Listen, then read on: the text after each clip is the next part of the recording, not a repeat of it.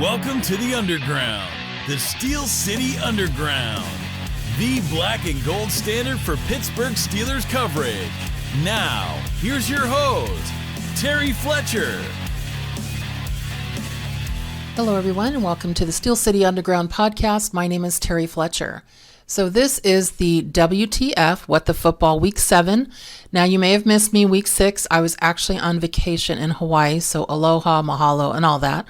But, after the 38-3 loss, I thought, it's time to go on vacation. So I don't think you really blame me from getting out of town, even though it was just a crazy week in Week 6. But let's fast forward to what we're seeing in Week 7. First of all, there's one name you just have to know. And his name, yes, Bailey Zappi. Who the heck is that? Well, that's the rookie quarterback who is in New England under Bill Belichick. Bill Belichick won his 324th game, yes, with a quarterback called Zappi, and people are trying to find his jersey as well, which I just find amusing. But the Patriots now are 3-3, talk about what the football, after winning 38-15 over who? The Cleveland Browns. Thank God. Oh my goodness. And that follows a 29-0 win over the Detroit Lions last week. Now, I'm not saying that this is, oh my gosh, we have a new, Tom Brady out there. No, we have Bailey Zappi, but when everybody starts to look at the 3-3, they start to look at Belichick. They start to see what's happening in the implosion with Tampa Bay, as we saw a pretty terrible Tom Brady playing the Steelers this week. And I'm sure you heard from Joe and his compadres when it comes to what happened in the Steelers game. I love wins. I love ugly wins. I love any wins when it comes to Steeler football. But let's face it, I haven't seen Tom Brady look that terrible. And from what I hear, he was at the Patriots owner's wedding over the weekend, I guess on Friday, and that would be Robert Kraft. Instead of going through walkthroughs and being at practice, remember he did miss a practice for, 18 days in the summer, and then he's got all kinds of turmoil going on in his tabloid marriage situation. So it's obviously affecting him, and that's definitely what the football, because it doesn't matter who you are. If you've got personal situations going on and you're not present with your team, then you're going to have some pretty bad days. So that's what's going on between New England. Patriots, I think, you know what? Good luck to you guys. In Tampa Bay, I saw Tom Brady screaming at his players like we know he does at the sideline, and when they apparently weren't getting it done, even though we know that he wasn't getting it done, that definitely was just, I don't know, it kind of warmed my heart in a way that I just want to say, hey, what the heck? So let's move on to around the league and keep in the AFC North. What about the Baltimore Ravens? It's funny. Whenever I see Tom Brady playing, and the reason I'm circling back to that is that if he's got a minute left anytime, you just can't ever count him out. Same now with Patrick Mahomes. You're thinking, there's a minute on the clock. This game is not over. But when there's very few minutes on the clock left with Lamar Jackson that everybody seems to just adore, and I don't understand why, he basically fumbles. He for losses. He has thrown interceptions, and his turnovers in final minutes to basically, lose games is just epic after this, what he's doing out there. So the New York Giants are 5-1 now, their second straight upset win. They came back to beat the Packers last weekend. And that was in London, which actually is funny because in London that game started at 3:30 in the morning. No, was I up? No. But because I'm in California typically, and then island time I never get used to, I was up at 6:30 and I got to see the end of it. And actually it was funny because in the middle of the night, I'm like, let me just check the score. I happened to wake up. The crash of the ocean waves woke me up. I know a lot of you are hating on me right now, but it was 20-10 Packers. And I thought, okay, that's what we expected. And then when I finally got up to hear that game or watch that game or whatever, check in on the score, it was like, you've got to be kidding. And now that was week 6 in London. And they came back to win it. Well, now the Giants, they came back to beat the Baltimore Ravens 24-20. And the defense forced 2 Lamar Jackson turnovers in the final minutes. One was an interception that led to a go-ahead touchdown, and the other practically put the game away for them. The second one was a fumble caused by their first-round pick defender, Kayvon Thibodeau. After that, Saquon Barkley slid down at the 1 yard line instead of scoring, which is what we call an unselfish player. You run out the clock. We know you want to pad your stats, but no game situation football. And that's what he did. And the Giants were able to run out the clock and win. I think the fun part of that is watching Brian Daboll, their coach. He seriously is hilarious when he wins. He just jumps up and down and just gets so animated. I just think that is such a breath of fresh air for New York, and, good for them.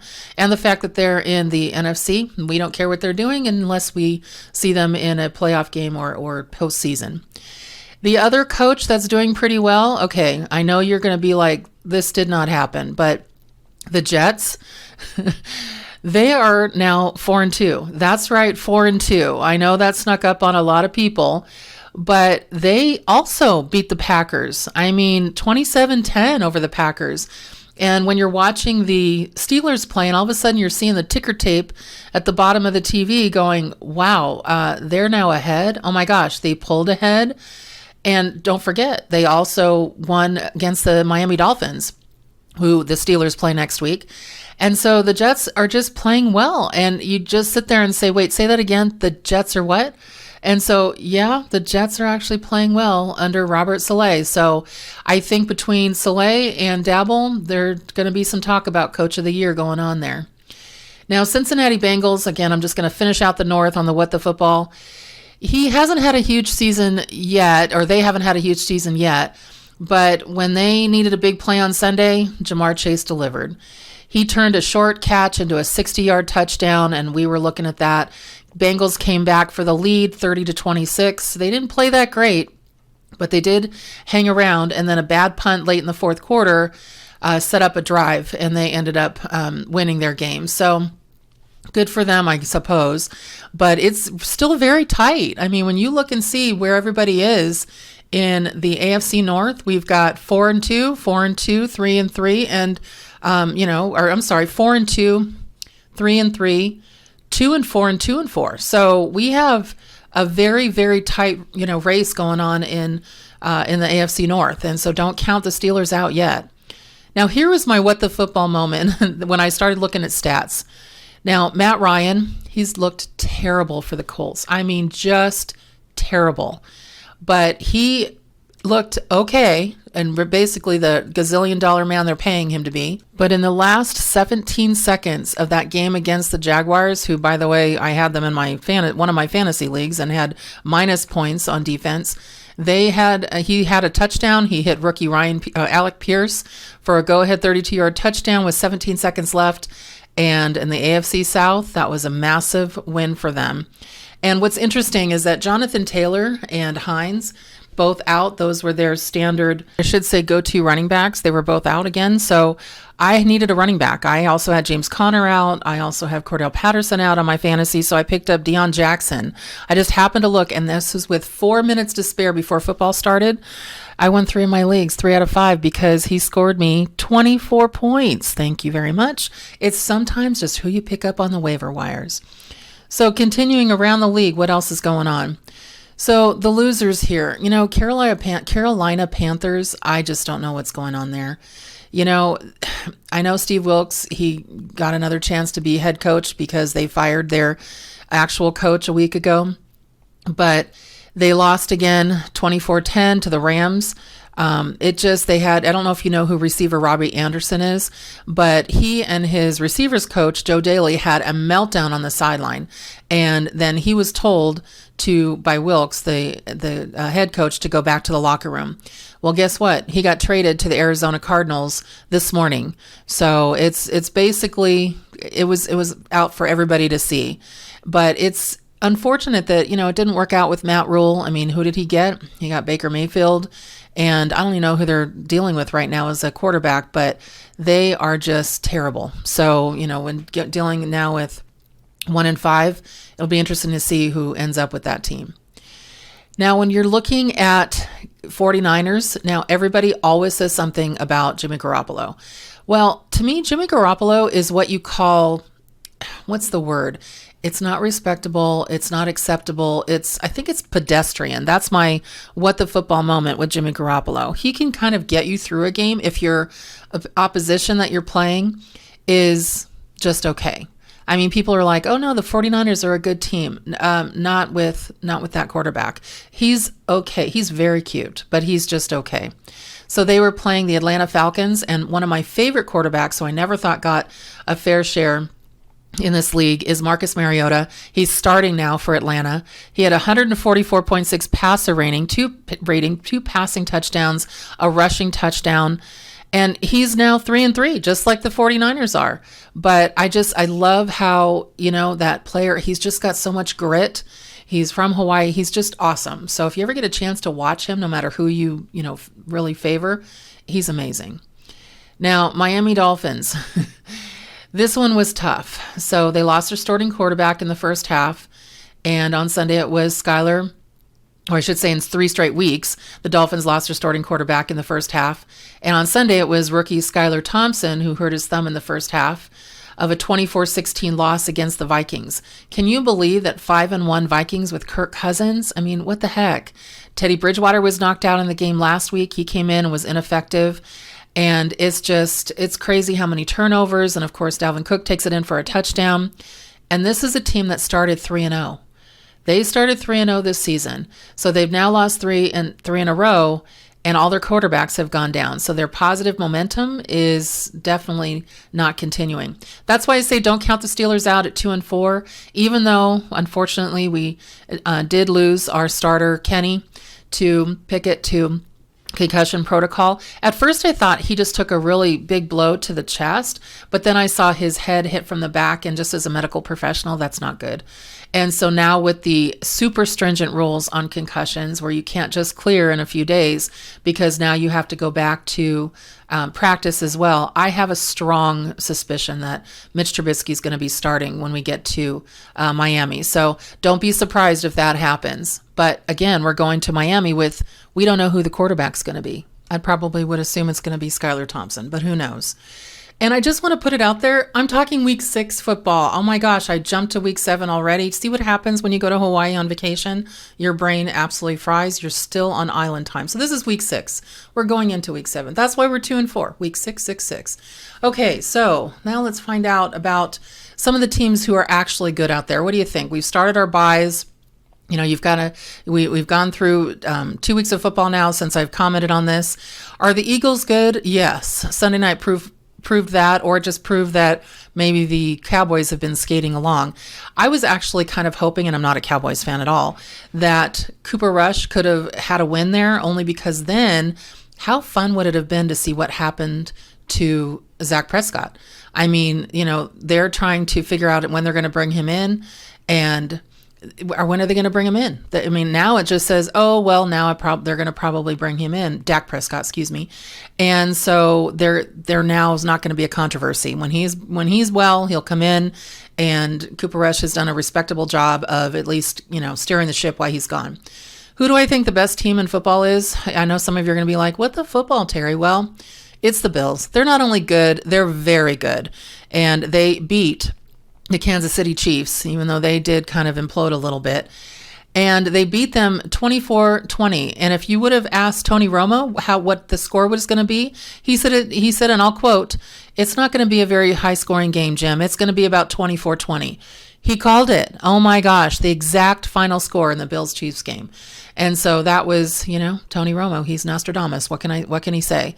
Now, are the Vikings a good team? The Vikings are a scrappy team. They're pulling it out. Just like the Giants, they tend to fall behind double digits. But when you're 5-1, who cares who you are? You're 5-1. There you got to really be happy about that. So here's some things here. One of the things that I thought, what the football, as soon as Mitch Trubisky came in, I thought, and this isn't really against Mitch. This is more about, I was really excited with what Kenny was doing. We never got behind in the game. We did get tied. Unfortunately, that was a coaching faux pas, if I'm being nice, right before halftime. And there's no reason why Tom Brady should have gotten the ball back there. None whatsoever. Run the clock out and then go to the locker room up a score. But no, instead they gave him the ball back. That was just the stupidest thing I've ever seen. And I'll just say it. It was stupid. It was what the football. What are you doing? But then when Trubisky came in for an injured Kenny Pickett, he looked great. I was actually really happy with what he did. Now, obviously, when you're the backup, you want to look great. But if I had to pick a winner on that game, it would have been Mitch. Aaron Rodgers, he looks terrible. I'm not sure what's going on there, but he looks terrible. So I'm just going to put it out there. People who keep wanting to anoint him like, the next coming, just knock it off. Now, Joe Burrow, Jamar Chase, okay. These guys are just doing what they need to do. And let's just say they're going to be at the top of the list. You just know that's going to be truly what's going to happen there. I don't know what's going on in Arizona, but they definitely have hit rock bottom on Sunday. They went up against the Seahawks defense, and who's been, surrendering the most points in the NFL, and they couldn't even get a single touchdown. And I don't know what's going on with Kyler Murray, but he is a turnover machine right now. Now, the only good news for them, and because he's been out and on suspension from the, PD thing, and DeAndre Hopkins comes back. So for those of you looking to pick up somebody on the waiver wire, guess what? DeAndre Hopkins is back as a wide receiver. And here's where it gets interesting. And this is about some injuries. And I just want to say, all of us at Steel City Underground, we are very happy to hear that Cameron Brate is okay. He was taken to the hospital after suffering what they called a neck injury against the Steelers. He took a hit in the third quarter. It was a legal hit, by the way, and it was really clear right away injury was serious, but he was able to fly home with the team. He's moving all extremities, and he's being checked out. So, prayers to him, and we're really happy that he was okay where he could actually fly home with the team.